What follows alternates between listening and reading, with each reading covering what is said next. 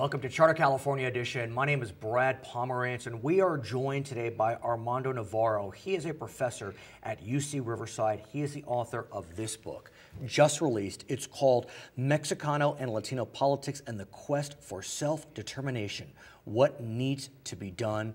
It is a remarkable, in-depth look at the Latino experience, both above and below the border. Is that fair? And its ultimate call to action is quite remarkable. Yes. But before we get to that call to action, I'd like to speak with you about the Latino experience here in the Southwest. What can you tell us about that as evidenced by this book? I think if one looks at chapter 1 of the work, precisely for the reason, the question that you're asking, I wrote a chapter, kind of a compendium of a historical analysis as to our development from 1848 to 2013. And it describes the circumstances, the events, the personalities, the organizations, etc., that molded our, what I call in that book, the Mexicano political experience in occupied Aztlán. And let's talk about that, sir, because that is a term many of us have not heard yet. Occupied Aztlán. Where is Aztlán? Aztlán is a term that derives from the incredible experience of the Aztec people that goes back to at least 2,000, 3,000, 4,000 years ago in terms of their point of origin. And anthropologists and historians alike argue that the Aztecs as a people originally came from the area of the Southwest, somewhere in the Southwest. Now there is a lot of debate and discussion as to specifically where.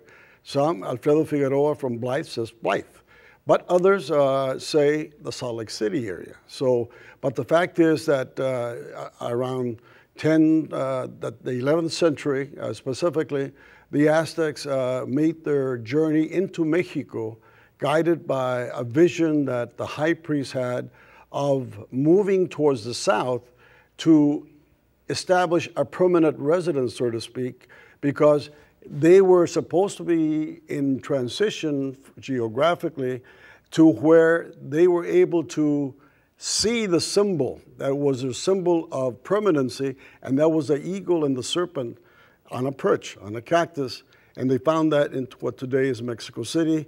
And from 1325 to the 1519 period, the Aztec Empire was equivalent to the Roman Empire, but always anthropologists and historians, in looking at the Aztecs, the Mesoamerican experience, identify the word as meaning somewhere in the Southwest.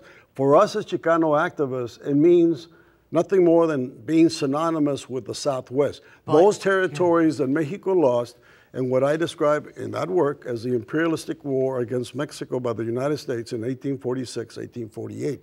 But it refers to the 7 states from Texas to California.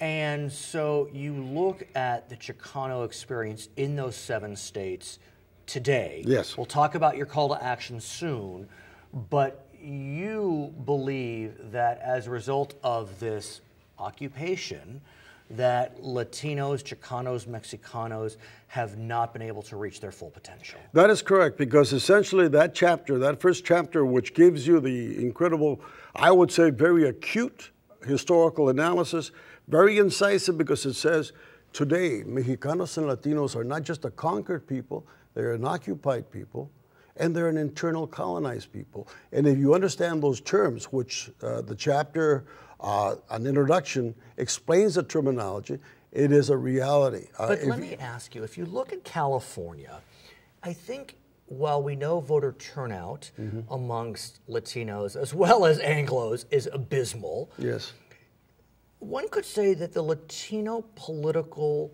movement is seeing its day in the sun.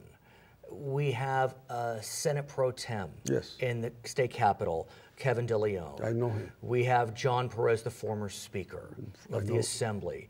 Alex Padilla, elected statewide Secretary of State. 22 members of the Latino caucus out of 120. Those are Democrats. We don't need to talk about Congress specifically, but in California, it does feel as if the Latino political movement's growing up a bit. You have to remember that the reason for the growth that has been developing since the rise of the Chicano movement from 1966 to 1974, with the rise and formation of the Raza Unida Party from 1970 beyond 1974, this was perceived by the Democrats as an incredible threat politically, because this incredible embryonic political party, as a third party, which I was part of the leadership here in California, threatened the hegemony of the Democrats. But let me just say quickly, what happened was that the Democrats learned a lesson, because historically for many years, up to when I became an activist in 1968, we used to say the Republican Party is the party of the rich. They don't give a what about us. The Democrats take us for granted. So when the Raza Unida Party emerged, there was a message to be told and to be sent, and it was sent. And consequently, because of that threat, the Democrat Party moved quickly to incorporate, to recruit more Mexicanos and Latinos into its ranks, to remember State Senator Ayala? Of course, Ruben Ayala. From this region, I believe. Yes, he was from the Ontario, Upland, Cucamonga area.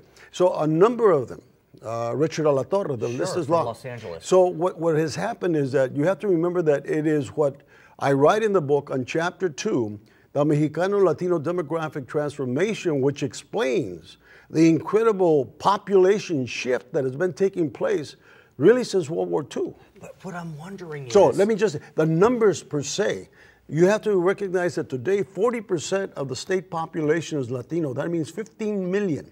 Whites in the state of California are now a minority, 38% versus Mexicanos and Latinos, 40%. And we have density, we have concentration. But let me ask you, though, as it relates to California, could one not argue that the Latino political movement, as I'll say it again, is seeing its day in the sun? Tremendous leadership, tremendous power in Sacramento. There's a Latino mayor in Los Angeles. There are Latino mayors up and down the state. So I guess, and I'll give away the punchline, your view is that Aztlan should break off. No, that's not true. Essentially, let me respond to what you're... Well, either nation within a nation or break off, no? But the idea is that, number one, to answer your question, because you presented a very incredibly positive picture of a picture that I depict in this book is negative.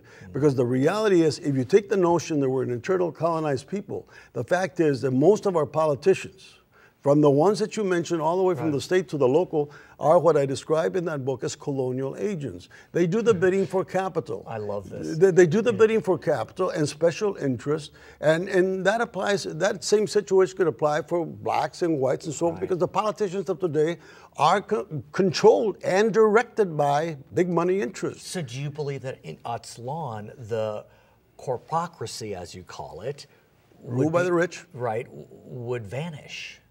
It would vanish, providing there would be an incredible reformation. The preference that I have as a political scientist, as an organizer of 47 years, is not separatism. Let's get that clear. That is the most least desirable. In a space of... So you have two options. It would be the Quebec model. The Quebec, what I call the Mormon Nation of Utah model.